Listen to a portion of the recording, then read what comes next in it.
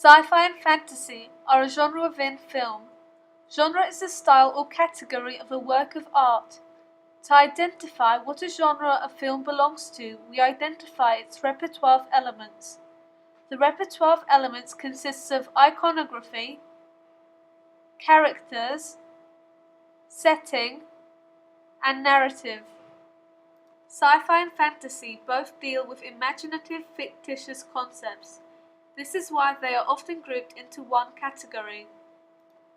However, they are quite different. Sci-fi films consider stories that could be real in the future, often with the use of science. For example, time travel. Hot tub time machine. Whereas fantasy films include more imagination and involve concepts that will never exist, such as magic. Oculus Reparo. This means that these genres have a different repertoire of elements. First, let's look at sci-fi. Science fiction presents the viewer with a wide range of creative and exciting themes and concepts, usually that are not possible in everyday life. Maybe that's why it's such a popular genre, because we find it interesting to see what life could be like, for example with technological advancements, or if we were contacted by extraterrestrials. This clip from Star Wars is a perfect example of the things that we would expect to see in a sci-fi film. Space suits, spaceships, and space itself are a dead giveaway of the genre, as the iconography and the setting from the repertoire of elements in film are present.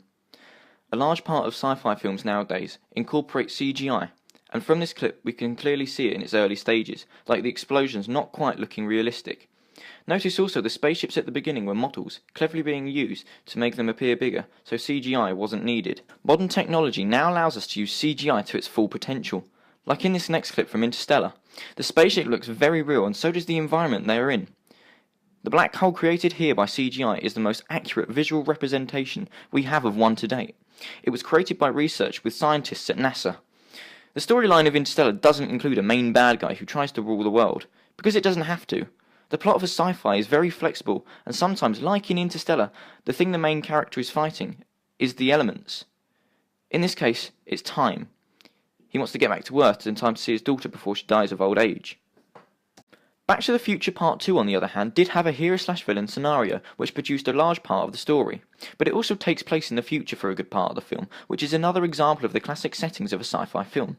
The series of films and Star Wars also link into one of A.A. Berger's theories of genre. As for both of them, towards the ends of their films their popularity began to fall, as viewers were beginning to become bored of having the same stories and concepts.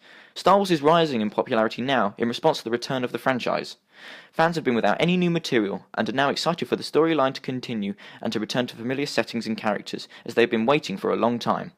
Star Wars is also a hybrid, due to the fact that not only does it fit into the sci-fi genre, it also counts as a war film, with ongoing battles between the Imperials and the Rebels. Sometimes a sci-fi can be in the present, like in Gravity. It takes place in modern day and is set in space. It follows the events of a main character, an astronaut, which is a good example of a stock character in sci-fi films from the repertoire of elements. After a collision causes the space station they are on to be destroyed. This is also a plot which is completely against the mercilessness of space, showing that sometimes the real enemy is space itself, and the seeming impossible challenges that you would have to overcome to survive a situation like that. Fantasy is quite a wide, fascinating genre. It also contains many subgenres such as fairy tales and superhero films. Iconography are the visual signs we associate with the genre. The iconography for fantasy can be grouped as all magical objects we see in films. These are usually ordinary objects with supernatural powers. For example, in Lord of the Rings, the ring gives the people who wear it the power of invisibility. The setting for fantasy films is usually in a different world, which often looks like our world, but there are different rules all the characters accept as the norm. For example, in Harry Potter, it's set in a human world, however magic is real and all the characters just seem to accept that it's normal. The typical characters associated with fantasy are any mythical creatures. There could be human ones who look like us, but have supernatural powers, like a vampire or wizard. but many times you can tell characters from a fantasy film just by looking at them.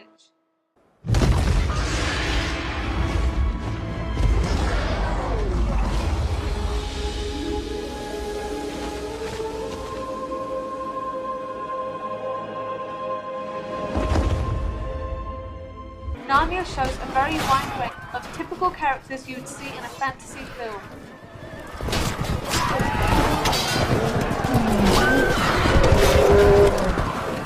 Narrative is the expected storyline you would see in a film. In fantasy, the typical storyline is that the hero goes on a quest to find something or someone and has to tackle many obstacles presented by the villain in order to achieve what they set out for. For example, in The Wizard of Oz, the hero, Dorothy, goes on a quest to get home, but the villain, the witch, creates obstacles to prevent her. Dorothy has to defeat the witch and manages to get home in the end.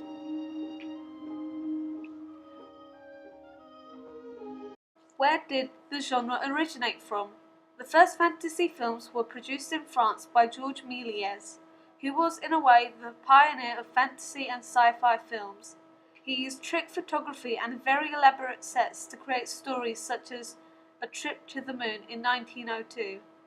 Since then, filmmakers experimented with their cameras to gain different effects, which nowadays can be easily created using CGI.